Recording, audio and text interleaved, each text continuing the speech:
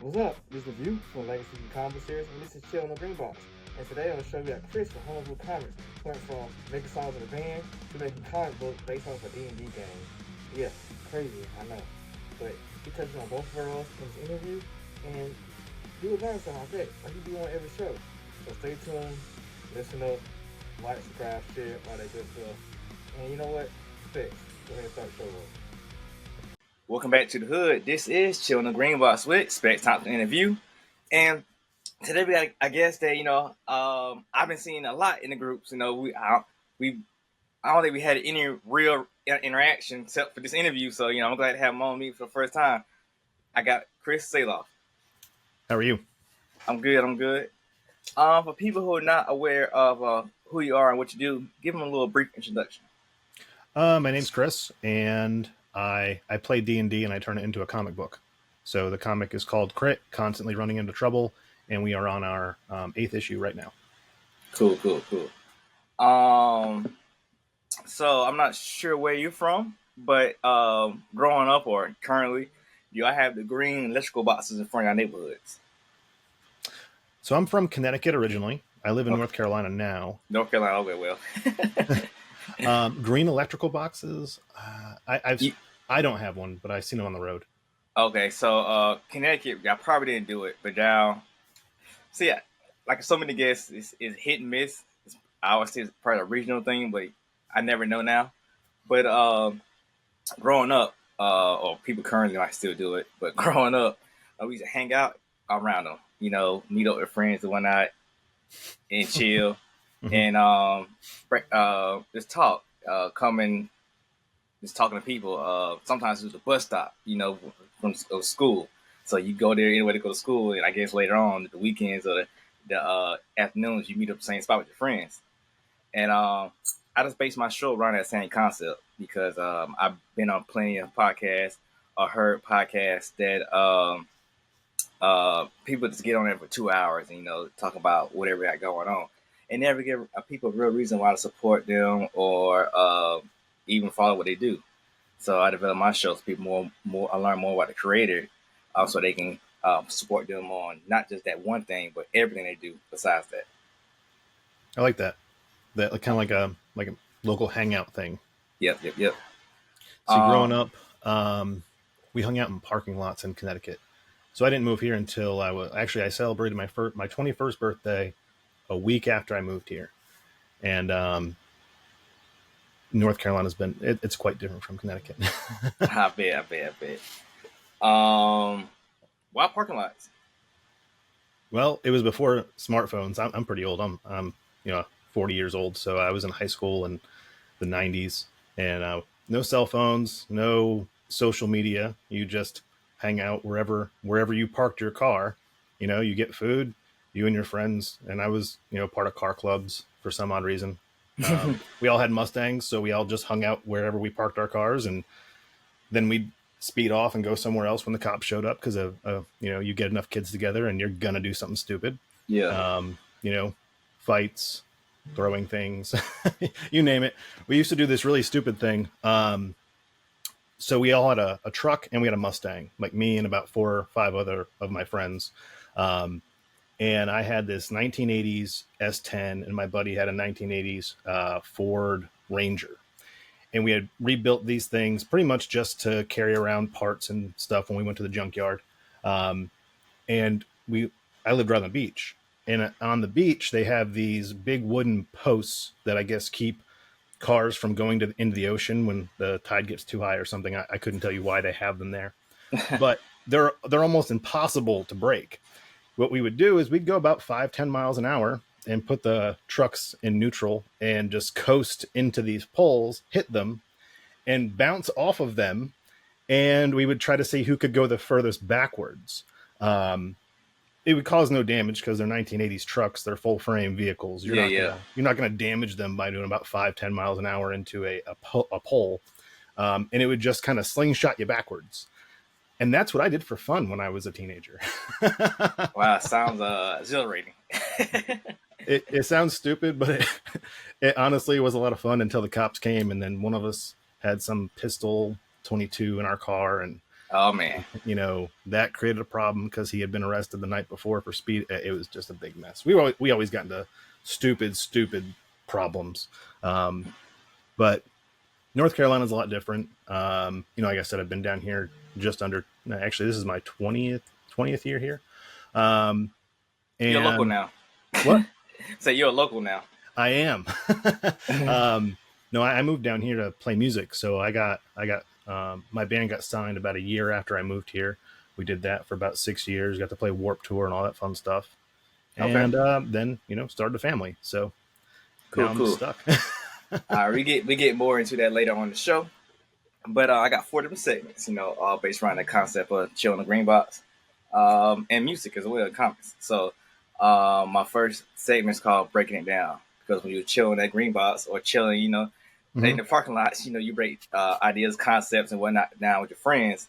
So I can break your brain down with a couple of icebreaker questions so people know more about you. Cool. All right. So being a car guy, I guess. What's one of your favorite car movies? Oh, Gone in 60 Seconds. Gone in 6 seconds. Yep, hands down. Wow. Fast and Furious is fun, and it really, got me and my friends hyped up to spend lots of money on our cars for no pointless reason. But Gone in 60 Seconds, just, I don't know. That was like the Matrix for me when we walked out. It was like, man, we got to drive real fast and have a lot of fun and go steal cars. We didn't steal cars, but we really wanted to.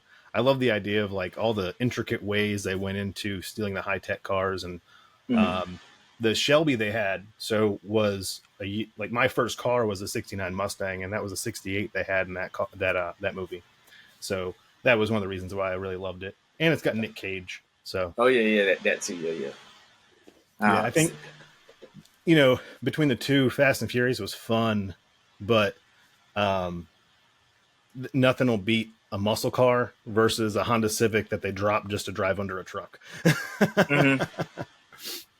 Yeah. See, I keep thinking about Italian Job. I want to say that. That's good. That's my wife's favorite. She loves watching that movie. Yeah. It's got Mark Wahlberg in it, so that's probably why. Yeah. I'd say that movie. Although I'll rest them are definitely just Fast and Furious movies. Yeah, kind of out of hand. Start saving the world. They're just superhero movies now, which is fine. They're just fun popcorn flicks is all they are. I just felt like Gone in 60 Seconds had a lot of stakes. His little brother was going to die. Plus, like, had a really good cast. So, okay. If it was, I guess like the late 1800s and Wild Wild West days or whatever, would you try to be the marshal or sheriff in that time frame, or you would be like cowboy outlaw type? Oh, cowboy outlaw all the way.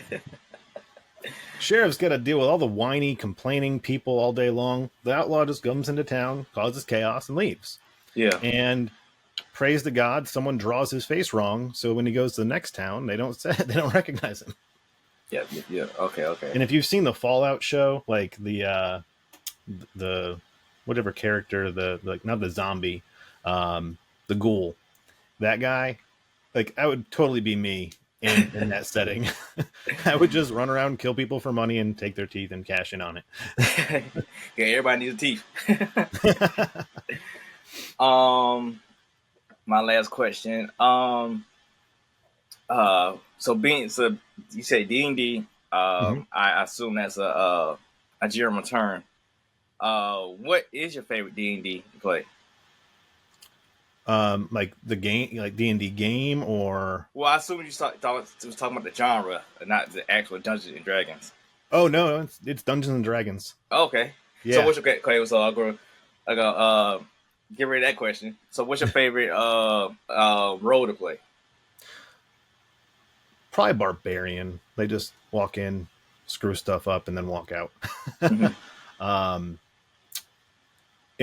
So my friends and I, we've been playing for years, and I've tried a bunch of different roles, and I made this character just randomly once called Grog with like 5 G's, and he never wore clothes. He used a club, And just to like kind of give you a good description of my play style, in the game, we start, it's a survival game that we were playing, and everyone's doing their job. Everyone's, getting armor and building the houses and stuff. And they're like, Chris, what are you doing? And I said, I'm punching a tree. And if there's anything that can describe my play style, it is that right there. I'm the guy that everyone else is doing what they're supposed to do. And I just punch the tree until you tell me to go kill something. And then I'm like, all right, cool. I'm good. Let's go kill something. I don't want to build a house. I don't want to, go fishing. I don't want to collect the armor. I just want to show up, kill everything, and walk out. And that's my play style. Okay, that's dope. I actually never played. I wanted to, but the way people describe it is very time consuming. So, it can be. So I never played. But if you're 40, I'm 8 years younger than you. So I came in the MMOR, phase. So I played EverQuest, but I was too young to really play it. So my stuff was really RuneScape and WoW. So that was like my entry point. WoW was close. I would say, well, really the closest game, like video game to Dungeons and Dragons, is going to be Baldur's Gate 3. It actually runs off of the rule set for D&D. So like when you cast a spell, it's the same. The whole rule set is the same as Dungeons and Dragons. Now, if you've played like Star Wars, Knights of the Old Republic, that's very close. And even Mass Effect 1 is very close to D&D. But I don't know. I never really got into it until, let's see, 2010. I was working in Boone, North Carolina. I worked for GameStop. Oh. I was a district manager. And like I'm playing around the whole wall one day. We were like breaking it down and doing all this stuff, and the whole crew was there, and they were like, hey, after work we're gonna play D&D. And I was like, that's cool, have fun. And they're like, well, why don't you come play with us? And this is my staff, and I'm like, I really don't want to play D&D. And I looked at him and I'm like, I'm a nerd, but I'm not that big of a nerd. And they begged me for like 2 weeks, and then finally they made this game. I guess because I like sci-fi. I like sci-fi more than fantasy. And so they built a sci-fi game for me, and they said, hey, why don't you like try it out and come play? And I played once. I had a lot of fun, and it just turned into a weekly thing. And that's kind of how C.R.i.t came about. It was bringing us back to that like 10-year ago moment when we would just get together every Sunday, have pizza, and play D&D. Okay, cool. Well, that's dope. I don't know. You got a lot of stuff to talk about, so we can have fun with this interview. But going to my next segment, it's called the back issues. Being in the comics, you should know all about the back issues, but people don't know. If you want to know about a character's origin story, like Thor, you start reading his back issues to find out more about his origin story. So in this segment, we're going to your back issues to find out more about your origin story. Cool. So with that being said, where are you from, and what do you call your hood? So I'm from North Carolina. What do I call my hood? I guess my house, because I don't really go out that often. I mean, I do like occasionally, but I like my fortress of solitude. I've got a 14-year-old daughter, and she's an artsy, craftsy kid. So, and my wife is artsy and craftsy as well. So we generally hang out at home, and I'll draw. They'll do their thing, and hang out here. Generally, we do even like when we want to have get-togethers, we do karaoke parties in my house. Because my wife used to be a DJ, so we have all the karaoke stuff. No, you got a fun family, man. Yeah, I do. My kid's birthday party was go-karts and karaoke. So I would say my house is my hood. We just invite everybody out over here. I love cooking. We do like grill outs and stuff like that. And it's also cheaper to stay home. And if you'd like to drink, you go buy the alcohol, bring it home with you, and it's cheaper here than it is at the bar. And you don't have to call an Uber.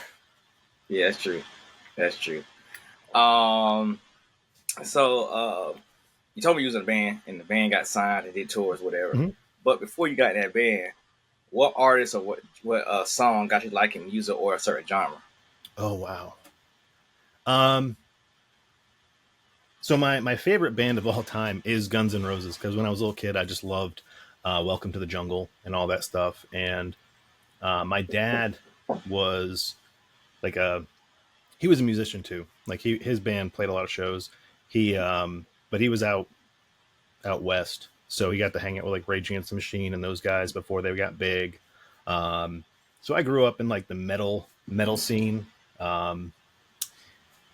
and my dad introduced me to Metallica and Guns N' Roses and the Black Album and whatever album I can't think right now. Guns N' Roses had. I think my first real Guns N' Roses album that I played relentlessly was Use Your Illusion 1. I just played it. And then my mom found all the curse words and she took all my music away because she was a very Christian lady and I wasn't allowed to hear any cussing. But I was in public school, so I don't understand that.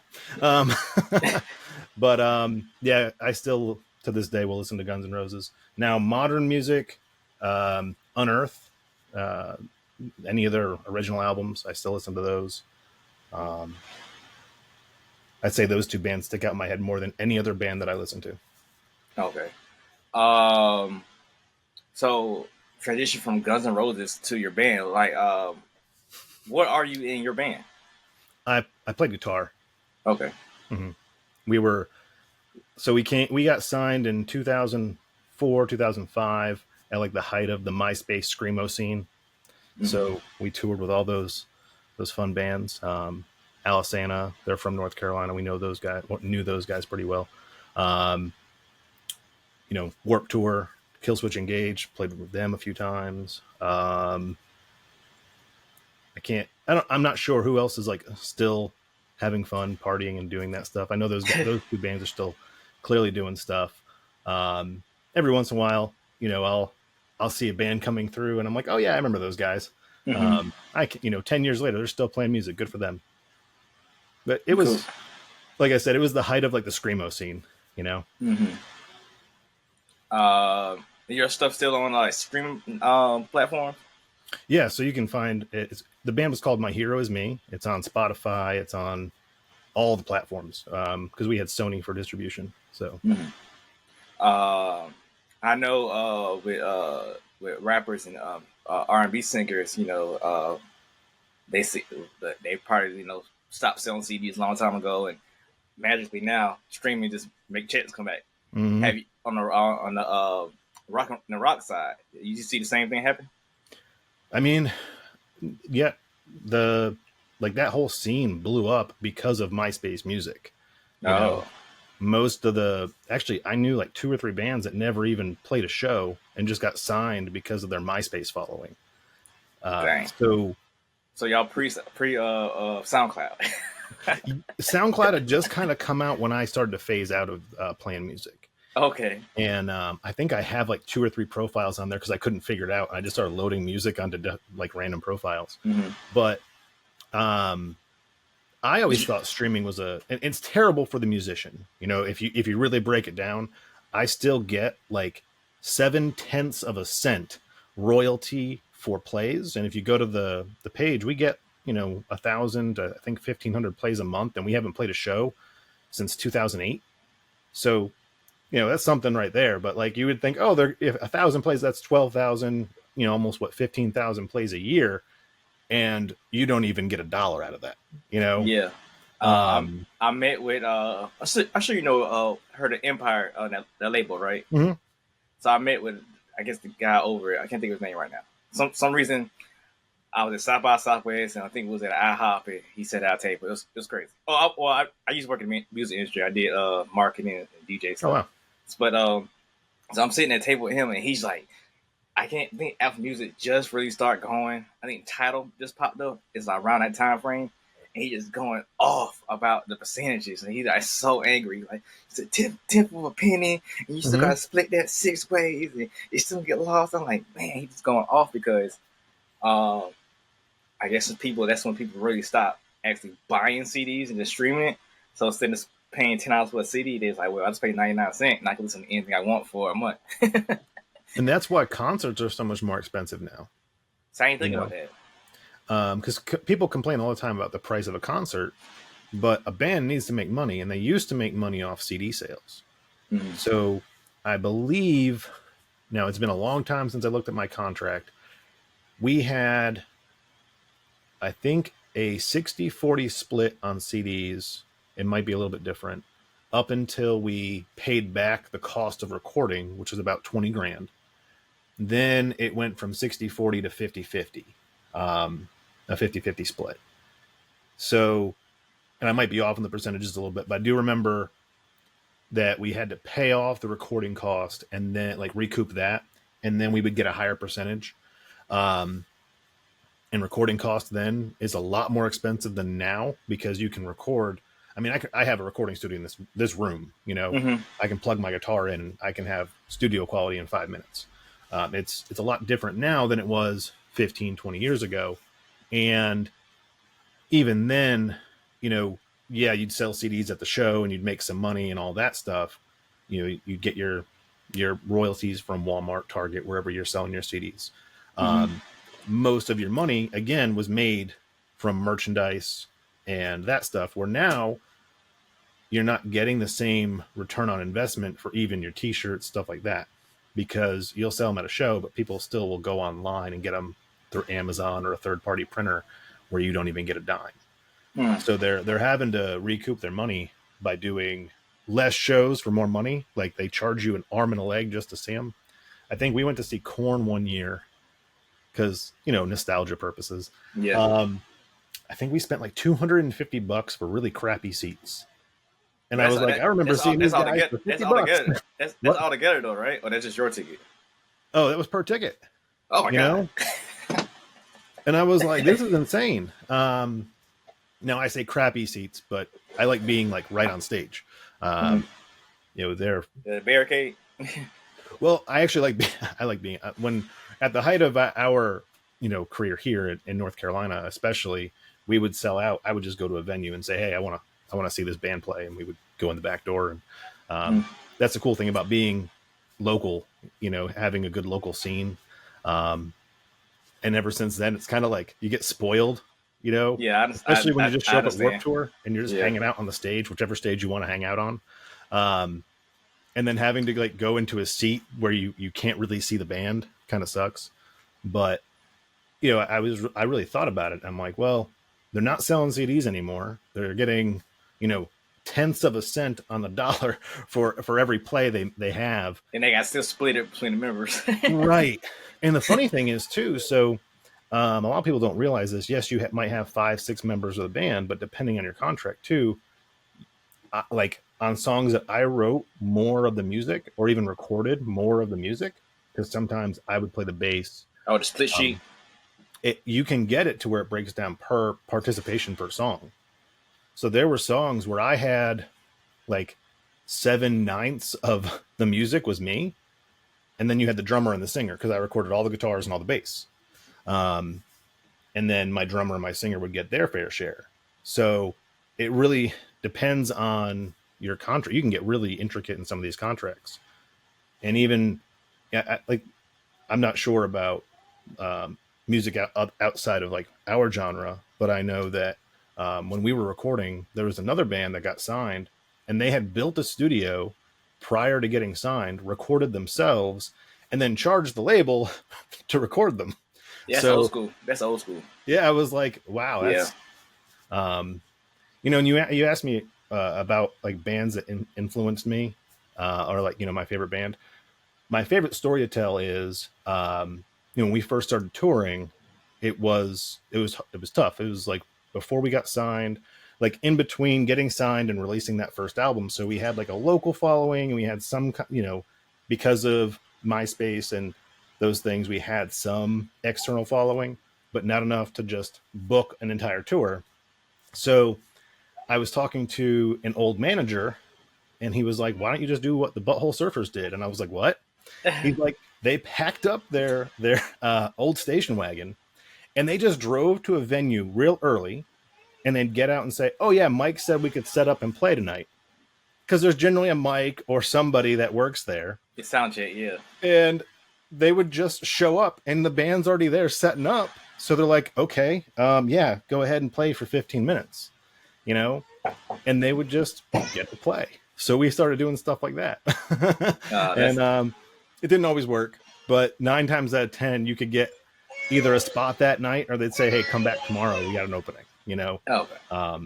And sometimes the other bands would be like, "Hey, yeah, you can have part of our set. We'll all give up 10 minutes so you can play for 30 minutes." That was a lot of fun. I think out of all the things that I've done in my life, that's probably the most fun, is just randomly showing up places and going, "Oh yeah, Mike said we could play." Okay. So, being in comics, what comic book or comic related TV show got you into comics? Oh, my dad got me Ninja Turtles when I was a kid. The black and white Ninja Turtles comic. That really got me into reading comics, and then I got into Marvel and DC there for a while. Just as a kid, I'd pick some stuff up, and then Image blew up, and I was a young kid. Those are big beefy dudes with giant guns. That was fun to read. Mm-hmm. And you can't complain when you're 11 years old at the style of drawing they did with anatomy. It was a lot of fun to read some of those books, because 11, 12 years old, you're not looking for a literal masterpiece. You're just wanting big action books with a lot of fun in them. And Spawn was good. Youngblood, Wetworks. I loved all those. Okay. So starting out with Ninja Turtles, how did you feel when the movie or the TV show came out? Oh, I was a huge fan. I had every figure. I watched every episode of the cartoon. I, to this day, can probably still say line for line the first movie. So much so that about 10 years ago, I was visiting home in Connecticut, and my cousin was there. I was staying at my cousin's house, and him and his sister, we were all watching Ninja Turtles, and I had a few drinks in me. I, line for line, said every line in the entire movie. And she looked at me and she was like, "Can you just stop?" And then I just continued the entire time. I'm like, I know every line in this movie. It is that bad. I've seen it so many times. That's dope. Image. Of course, but when Image came, I was probably like a toddler or whatever. But strangely enough, my sister's friend worked at a comic book shop, and I guess I never realized how big or what Image was. Only thing I got from Image was maybe Spawn or whatnot. Now being in comics and looking back, that was a big deal when Image came about. But growing up, you just never knew, especially since them same books are becoming TV shows. So it is look regular. Wildcats. Yeah, there was the Wildcats show. There was the Spawn show. And Savage then they Dragon. had the MTV shows, because they had the Max on MTV. And Savage Dragon too. It was one more too. You said Wild Force. It's one more, I thought. I can't remember. But it's just regular shows the Batman, Superman, Wild Force. Just never think that of it. But now you see how big a deal it is. I don't know if it's a reemergence of them, but people going back or never stop. I guess I don't know. Just reading the Image books, and they liking those more than the DC and Marvel currently. Well, I think some people forget why people got into comic books in the first place. Some people, and there's different audiences. Clearly, you've got some people who really like to read for a story, and other people that just like to read for quick action satisfaction. Okay. And the 90s was a great action satisfaction time period. Spawn was action, horror, mystery. It was kind of, depending on who was working on it at the time. If you really go back and read them, though, they were all a mess. Every story was kind of messy. But we didn't care because it was just fun to read. You go back to even movies back then. Look at Demolition Man. That's a messy movie, but it's a fun watch. You can watch it, you can appreciate it for what it is, but it's not a masterpiece. It's not going in. It probably is in a Hall of Fame because it is a really good movie, and it's arguably predicted some of the stuff. But that time period wasn't about the quality of the writing. It was just about how much it could keep you entertained. And I think now people expect more, and that might be because they had hired some really good writers for a while. You got some interesting stories. But American comics really, I mean, think about it. Captain America comes out on the scene and punches a Nazi in the face. That's the whole story. He punched Hitler, like no one cared about the story. They just cared that he punched Hitler. If you go into manga, there's a little bit of a difference there, but you always have now again, different culture. So you have influences from their culture. I think that's one of the reasons why people go back to those 90s comics, because the majority of comic book readers are, late 20s to 40s and 50s, like those people, myself, people who enjoyed comics in the 90s when they were booming. We're not getting those stories, so we're just like, oh, we'll go back to those. We can find them now because we have easier access to them between digital and, the reprints, because Image is reprinting everything these days, making money off that. Hell, Rob Liefeld just reprinted 30 things out of his back catalog, Wow. So I don't know. I get into arguments, not arguments, but discussions with people that are talking about state of comic books now versus then. And you had the collector's boom. Everyone wanted a cover. Everyone thought that, all these #1 issues were going to be worth money. I was one of them. I remember being a kid and I have first printing of Spawn #1, Youngblood #1, all these, first print #1s. And my dad was like, those are going to be worth money one day. They printed 5 million of the things. So everybody got one. Now, what's funny is the older comic books, and you get into I'm not a collector by any means. I don't look for key books and things like that, but I know what they are. Those are becoming more popular now thanks to the movies. All the speculation of Dazzler being in Deadpool caused everyone to go try and find the first issue of Dazzler. No one cares about the story. They just care that Dazzler's in that book, so it's going to sell. And that's a whole other part of the comic book industry that nobody really pays attention to.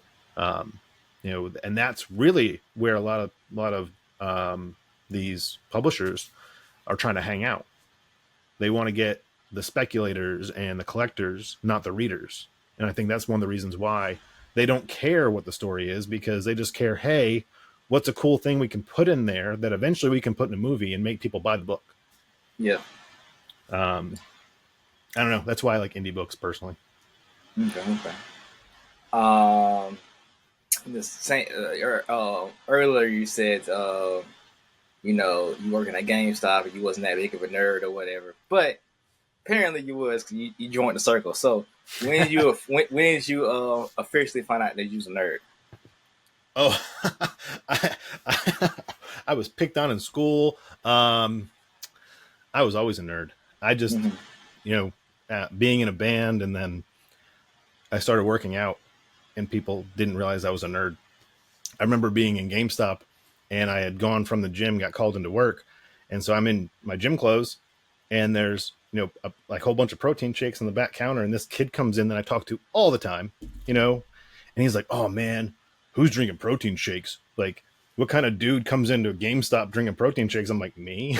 And he's like, "Oh, I thought you were a nerd." I'm like, "I am. I just work out too." I can't work out.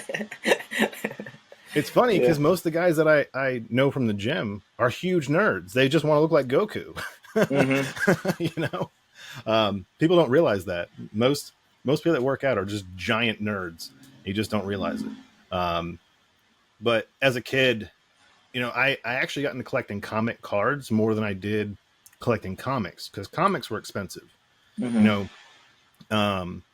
could go to the store and I could get 5 packs of comic book cards with all the little cool info on the back, collect all of them. And even back then, some of the cards would have info on some of the stories that they would put out. And so you could see Wolverine versus Sabretooth and their history and stuff like that. And that's where I got a lot of my info about comics was from the cards. And then the characters I would like from the cards, I would go find their books. That way I would kind of like spend my money in the right places first. So I loved collecting comic book cards. I'd bring them to school, get beat up. Because a buddy of mine, we would go and we would trade. So I'd have to bring him to school. And I remember sitting in the lunchroom one day with our notebooks open, swapping cards. And a kid just comes over and starts bullying us because he's like, what are you doing? And I'm like, trading cards. And he thought they were baseball cards. And he saw they were comic books. And they started making fun of us. And I just didn't care. So it would have been better if it was baseball card. I mean, apparently, and I'm like, isn't that just as dumb? You know what I mean? Like, you're just collecting a different character who's, in real life. What the real issue was he had a whole starter pack in his back pocket and he was going to trade. Yeah, he was trade with. He was like, man, I was hoping for that Ken Griffey Jr. Yeah. Funny how a couple of guests I talked to on my show. They said the same thing you said about the cards. I had books growing up, but like everybody else, I wasn't going to the comic book store. If I was getting books, it's probably off like the Publix or the Kroger thing, at the grocery store. But what I was getting was I got a card too, but I didn't really care for the cards. The source books or like the handbooks, encyclopedias of the comics, I was getting those, and the same way you get information from the cards, I'll get mine from the books because like you get your character, you got the stats and all that, and a little brief introduction. And I'm not sure at that point in time they was given the key issues or certain issues you should read from the character or not. But I know for X-Men wise, and I learned a lot. Like, cause I guess like most people, I just getting X-Men or Wolverine book. You wasn't getting New Mutants or the X-Force and stuff like that. So I was missing out on so many mutants because I wasn't reading the books. Yeah, Wizard magazine was really good for some of that too. I collected Wizard because you could get info on the comics, you could get prices for comics that you owned, and then like speculation of like who would play these characters in a movie. That was always fun to read. Okay. So just on Wizard Comics, just being in comics and reading comics, two different things. So growing up, was you interested in like the writers and the artists, or was this just the stories for you? So a little bit of both. Jim Lee's X-Men run was like my first exposure to X-Men. I remember actually how I found X-Men wasn't even through comic books. I was in Toys R Us, and in an end cap before you get to the register, there were all these X-Men action figures. And you had Colossus and Wolverine and Cyclops. You had them all, And I'm like, man, those are cool toys. I was like maybe 9-10 years old, No idea about X-Men comics. No idea about anything of that nature. I just saw Wolverine with his claws and Colossus like with his, big. He had a big like weight thing that they gave him that he could throw. And then you had Professor X in a wheelchair. And I was like, those are just cool toys. So I got the toys, and then there were mini comics with the toys. Oh, and so that turned me on to all the comic books. And so, at that point, it was the Jim Lee run and Chris Claremont. So again, I'm a little kid. I don't care who's writing and who's drawing, to be honest. But a few years later, the more you read, I noticed the art changed. And I was like, why'd the art change? Like, did the artist suck now? Because yeah. I'm little, like I don't pay attention to the artist's name. I just know that this is a comic book. And in my head, I'm like, the same guy has to be doing it. And then my dad was like, oh no. So my dad took me to a Comic-Con and showed me all the ins and outs of comic books and stuff like that. And that's when I was like, oh, okay. So, an artist and a writer does a run, and just because their run ends doesn't mean the series ends. It just means somebody else picks it up. Okay, I get it. And so I kind of like started to pick and choose which artists I like, because I was more into the art than I was the writing. Yeah, so I that's why one of the reasons I got into Image was because I loved Todd McFarlane's Spider-Man run. his was just so, it felt so wet, if that makes sense. Like all his webbing was so, it just looked like webbing was coming at you all the time, you know? Mm-hmm. And then Rob Liefeld was doing, I think, New Mutants that went into X-Force. And I loved X Factor and X-Force. Anything X books I really liked. So I just kind of like followed all those guys. So I'd say like, I guess really the first artist I got into would have been Jim Lee, because that's the first one I really like paid attention to. Okay. All right. Well, that's in that segment. Moving to my next segment, it's called the hotkeys. Being still being term, you know, buttons on a turntable or keyboard for a DJ producer to press to turn up everybody in the event, Mm-hmm. as well as in comics, you know, certain issues that, you know, a new artist, new writer, new character, or nowadays a movie get introduced, you want to get that, you know, because that's the meat of the, you know, the comic book you want. Mm-hmm. And at this point, it's the meat of the show to show everybody what you do and what you're about. So with that being said, a lot of stuff, you know, we already discussed, you know, the band stuff and whatnot. But now I guess I get going to comic book stuff. So, so you're a writer or artist? I'm everything. Yeah, everything. So, I don't like coloring. Now I do, but my book isn't written traditionally. Everything you read in my book is actually recorded while we play D&D. So everything actually that you're reading is about 4 years old at this point. We had been playing. I just record the sessions, and prior to me drawing the book for about a month, I'll just listen to the game, because they're about 4 or 5 hours long. So when I'm in the gym working out, or if I'm just driving, I'm listening to the game we played, making mental notes. Okay, so this was the flow. They start here. This happens. This happens. This happens. And I storyboard it out. Once I storyboard it out and get an idea of the flow of the book, then I start drawing it. And depending on the issue, either I'll color it or I have somebody else color it. I've got 2 colorists I've worked with now, Cristiano Cruz and Lewis Thomas, who's on the book right now.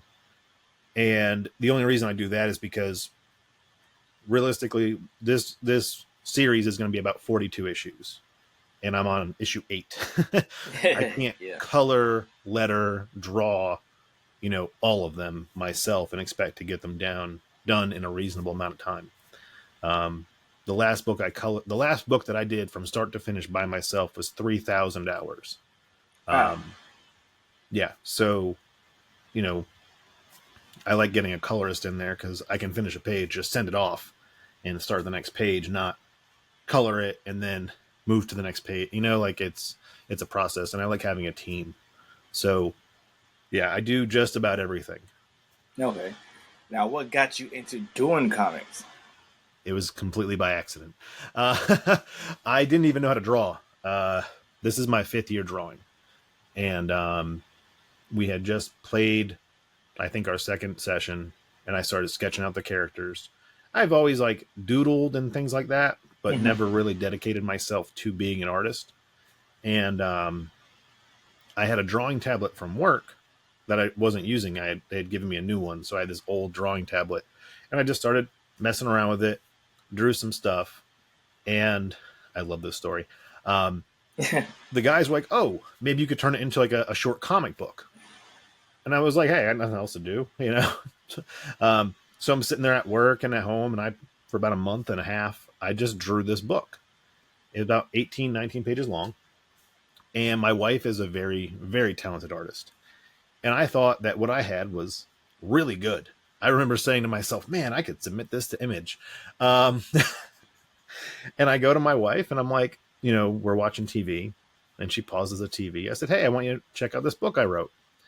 And I think we had been married going on 5 years by this point. No, not even, maybe 3 years by this point. But my wife and I, we were best friends for 11 years before we got married. So you're looking at like 14, 15 years of friendship here. I know her really well. I know her responses. I can read her body language pretty well. So she reads through it. No facial expressions, nothing. Like, no, oh, wow, you know. skims through it, hands the tablet back to me, turns the TV on, and says, "It's okay." And I was crushed. So the next day we were at Best Buy, and I bought an iPad, and I got Procreate. And I said, all right, well, if it sucks that bad, then show me how to do it. And so I would draw, I spent probably about a month and a half just drawing random things. And she would come in behind me and erase half of it or mark everything that was wrong. And I have to go back in and fix it all. And the first 4 books, really, after that, every page went to her, and she would, erase things. The worst is spending a day and a half drawing something to have someone come behind you and erase it. Yeah. I learned real quick in anything you do, like, you can't have an ego. So I just let her do it. And then every book got progressively better. And now I'm working with an actual comic professional in the industry. I'll send him my stuff because she's like, hey, you got anatomy down pretty well. You know what you're doing. You need to find someone in comics now that can help you. So, because there's a difference between drawing anatomically correct all the time and then drawing comic book anatomy at the same time. Like, there's got to be some kinetic energy in there. So now I send it to him, and he doesn't erase things or anything like that. He just blue lines everything. Oh man, and even worse. Oh, dude. So, the book I'm working on right now, I'm really proud of some of the pages, and I've sent him stuff, and he just crops it, moves it, changes all the aspect ratios on things, and he's like, oh yeah, this is good, but you need to do all this. And I'm like, dude, I just spent 3 days working on this thing, and you're going to erase and move and change, and now I got to redraw this arm, and I got to erase this guy completely and come up with a new pose. But again, when it's done, it looks better. So, I tell people all the time I've only been drawing for 5 years, but I've probably put in the work, about 10, 15 years sometimes to some people. It's not an easy gig doing comics and trying to do them. Like, I'm a perfectionist. So if someone's going to spend $5, $10 on a book that I create, I want them to get something that I feel is, the best I can do, if that makes sense. So I don't care at the end of the day if, my wife or my friends rip it apart before it goes to somebody. The guys that play the game, the D&D game with me, they get it too. And sometimes, especially a couple of them, they're like, oh, my character wouldn't do that. He wouldn't look like that. He would look like this. And I'm like, you don't even know how to draw. Like, do you know what I just put into this? But again, at the end, you're getting a better product because it's got 4 to 5 different sets of eyes on it before I even move on. And it's tough, but I'm very proud of the books that we put out. I think the coolest part of it is, when we're talking about writing, there isn't an individual writer. Everyone plays their character. I just kind of direct the story. So when it's done, I bring all the same guys in, and I have all their dialogue already written out from the game. And I'm like, you said this. And they're like, no, let's change it to this. And I'm like, nope, it's got to stay the same. Sometimes we'll change it depending on the flow of the story for the reader. But most of what you read and see happened exactly that way in the game, which is kind of cool. So you get to experience our D&D game on paper. Yeah. Going back to your wife, you and her collab on anything yet, or you hired her to do a piece for you yet? No, no. She's super busy with everything she does. Mm-hmm. She was going to color my first book because actually how I got into Kickstarter and actually getting any of this stuff out there was I needed a colorist. And I had a friend of mine who was going to do it. Actually, the guy that got me to Procreate, but he had twins and couldn't help me anymore. And so my wife was like, well, I'll color it. She's really good. But she's a perfectionist. And one panel took like 3 days. And I'm like, you don't have to, this isn't a piece of art. Like, yes, it's artwork, but it's not like no one's going to hang this on a wall. You know what I mean? Like, yeah, she was trying to do Alex Ross, huh? Yeah. And I was getting frustrated because it was taking so long, but also, she has a job and she has things that she, like, pieces of work that she has to do. And so out of respect for her time, I was like, I'm just going to pay someone that will just color it.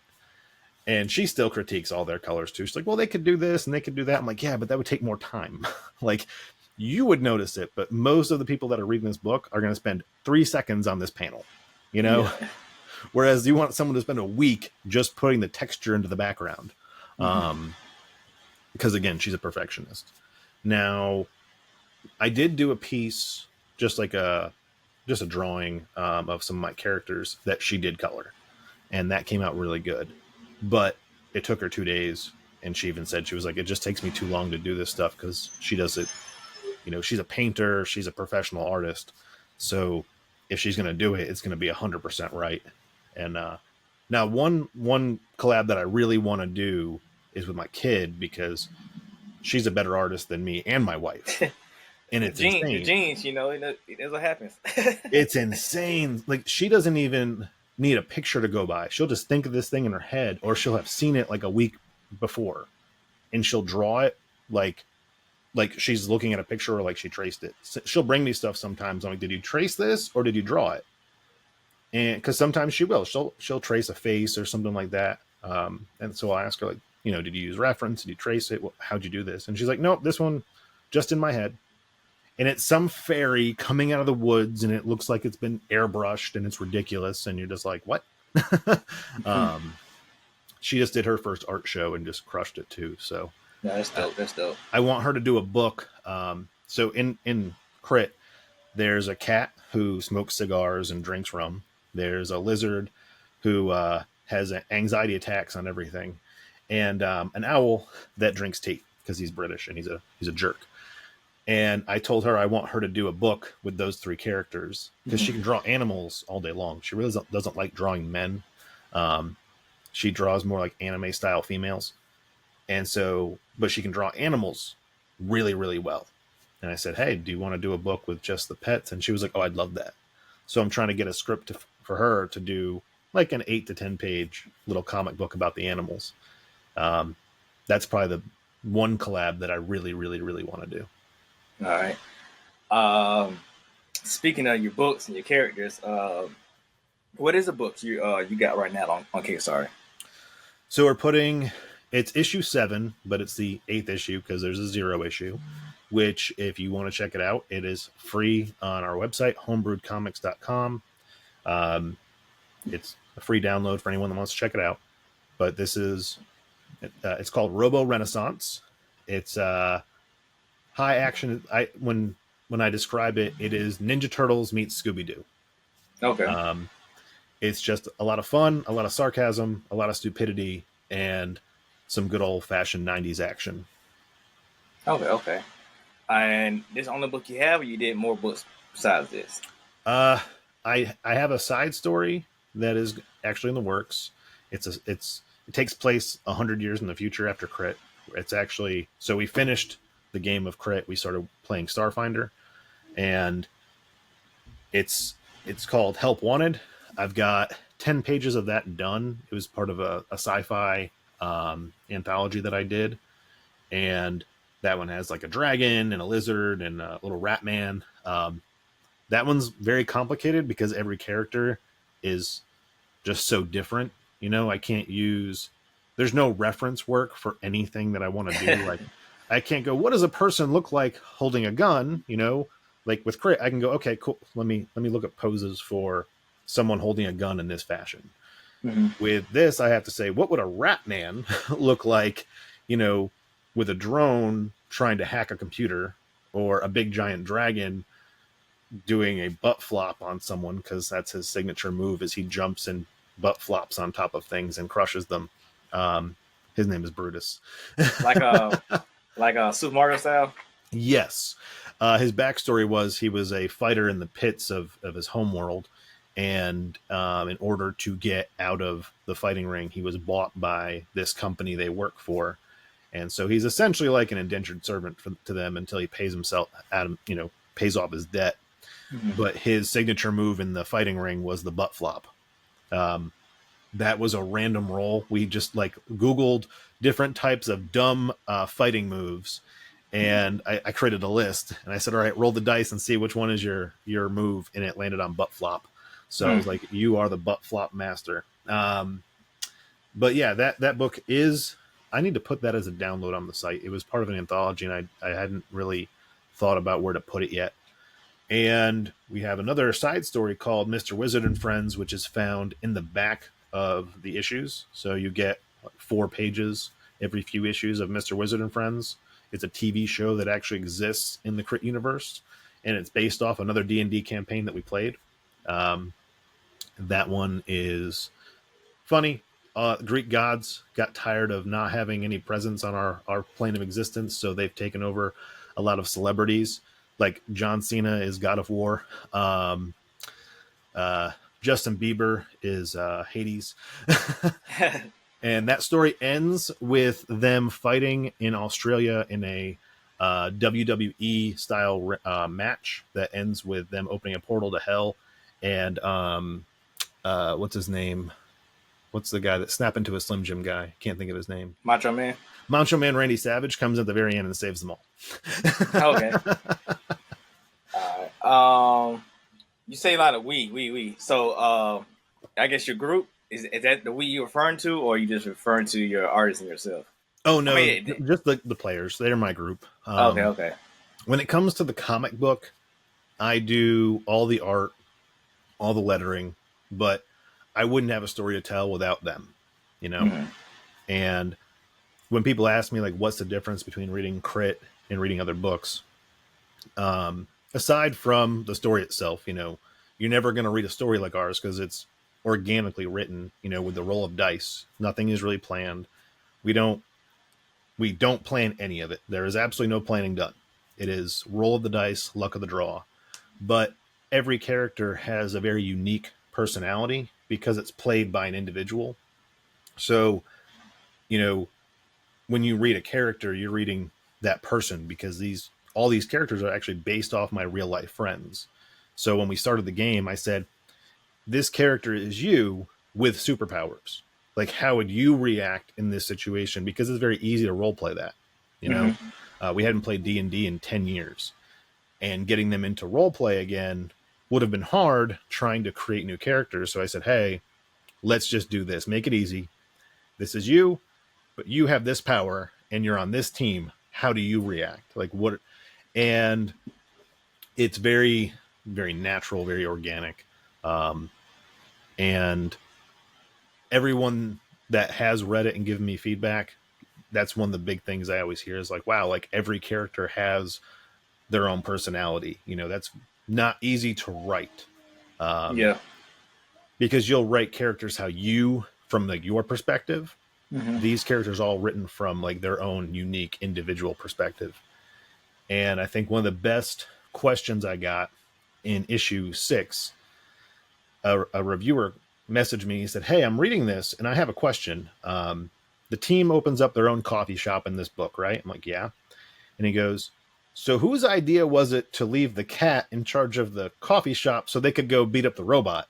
And I was like, oh, that was theirs. That actually happened. He said, so in game, someone actually said, hey, leave the cat and the owl here. They'll run the coffee shop. I said, yeah. He goes, that's hilarious. You know, like someone made an active decision to just leave the animals there. Yep. That happened. That's dope. What I got to say? So wait, how many? So it's 8 books. How many is it? Floppies or is it graphic novels, or are they? Both. You can get them all individual, you know, as floppies, or 0 through 5, or in a trade paperback. It's 220 pages. Okay. And you say it's gonna be 42. Yes. Books. Yes. So is that really 42? Or is that 43? It'd be 43. I may have to end it at. So the whole thing was, if you've ever watched Hitchhiker's Guide to the Galaxy, the answer to every question in the universe is 42. Yeah. So I really want to end on 42. Yes, there'll be a 43rd book, but we just won't count it. Okay. All right. I think that's all I got for that segment. So I'll go to my last segment of the show. It's called Digging in the Crates. being a, music, another double meaning term, digging the crates, for the old Guns N' Roses albums and vinyls as well, digging, in the same crate, trying to find, X-Force and Spider-Man's and Image stuff, So I'm combing through the stuff in the interview and pull out something, so the people can leave here with something. First, I don't think I backed your books. I think I like favored them to do it, but never got around to it. So I can't really remember. But since you do play D&D, come for D&D, would you like to do a board game version of it? Since using the toy store, you've seen the action figures of X-Men, so now you can have figurines, to draw people into your story. Funny story. So originally, that's what we were going to do, was because Dungeons and Dragons, most of their content is homebrewed, content, which is why the publishing name I chose is Homebrewed Heroes, because everything we do is homebrewed. I took the rule set, manipulated it, made my own version of D&D for us to play. So again, originally, like, the idea was put our module on Kickstarter, but I had the comic book done before the module. So the comic book got put up there first. And the idea was, hey, get some people into this and promote it like a D&D product, and then, release the module afterward. Well, the comic book just grew legs real quick. So, and then 2 years ago, I started working on the actual module, and I finished it. And right as I finished it, Wizards of the Coast had their whole ordeal with their licensing. So I didn't want to put something out with their licensing, because they had an open game license that allows you to publish and create content using their license free of charge. Well, they kind of backtracked on that and started charging people. And I'm like, well, I'm in comics. I'm not making a ton of money off this anyway. I'm not paying you, for my stuff. That's why we partnered with Paizo for the next game.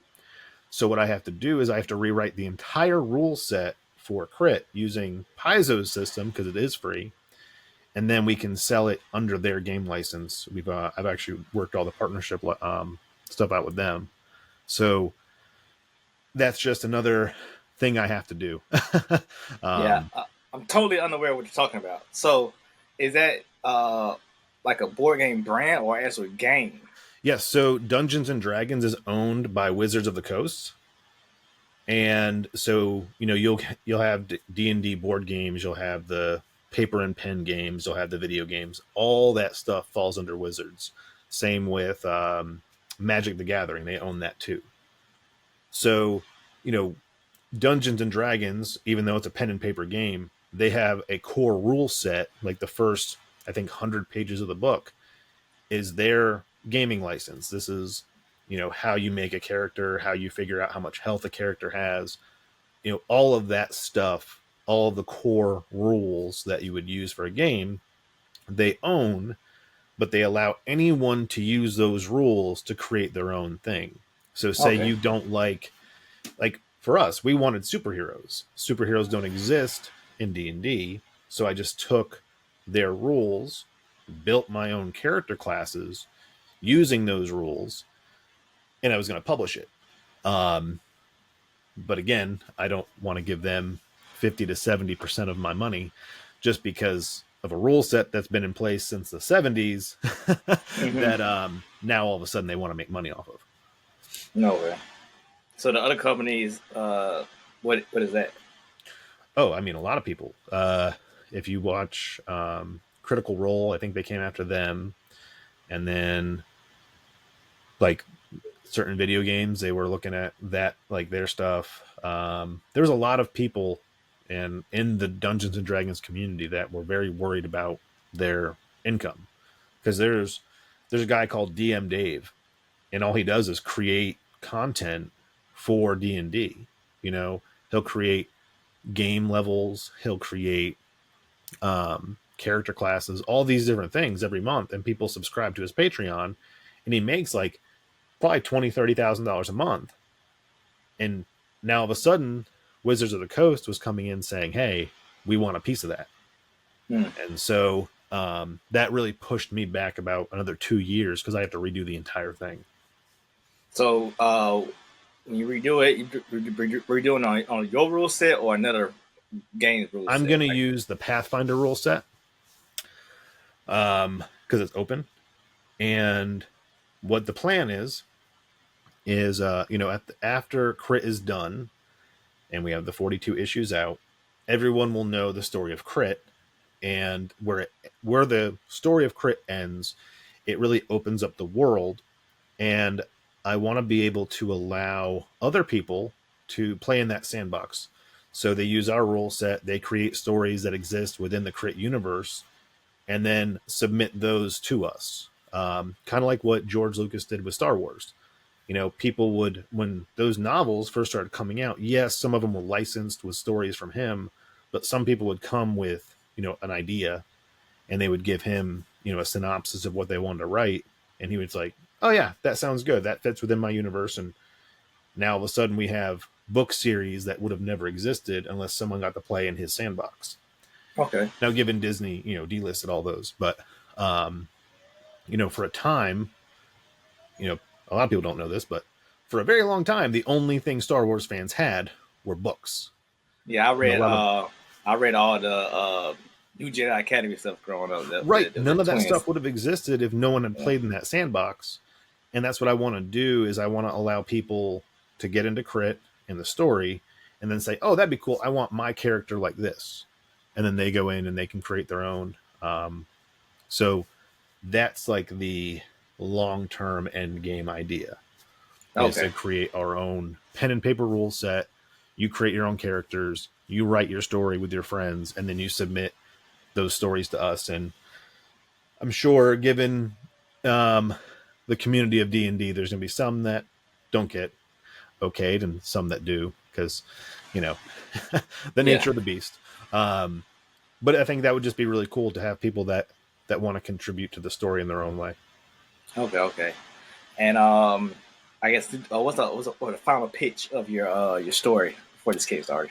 So for the Kickstarter, like I said, if you like Scooby-Doo and Ninja Turtles, fun, cartoony action, tongue-in-cheek humor, you'll like Crit. It's very 90s action, Other Guys, like if you watch The Other Guys or Police Academy growing up, that's kind of what this is like, except everybody has superpowers. And they're hunting down a mysterious villain who is responsible for the death of a very close friend of theirs. And this actually unravels an entire storyline for them that they don't even know exists. So it was going to be 26 pages. I just had to extend it out to 28. So you're getting 28 pages of full color content, fully drawn by myself and colored by a talented colorist named Lewis Thomas, who I brought on for this book. And it is the 8th issue in the series. If you'd like to check out issue 0 to see if Crit is something you'd enjoy, go to homebrewedcomics.com and you can download the first issue for free. And then all the issues will also be on the Kickstarter. So, you don't have to pick up one, then figure out where the rest are. They're all add-ons on there. And you can even get a plush. We have a plush Samedi doll. So a little 8-inch stuffed cat with a top hat. There's an action figure too. I've got right here. So this is the Bones action figure. So that'll be on there. And then we've got a whole bunch of other stuff as well. So check it out. It launches June 26th. All right. And what can they follow you if they watching this, listen to this after Kickstarter and still want to support you? Yeah, so my biggest platform for social media is Instagram, and I'm at Homebrewed Comics. And on my link tree there has links to everything as well. So that's your best place is just go to Instagram at Homebrewed Comics, and you can find all my stuff in the link tree. All right. Thanks, man. Thank you. It's been dope, man. Enjoy the interview. Hopefully we get all 43 issues of that story. Thank you. All right, man.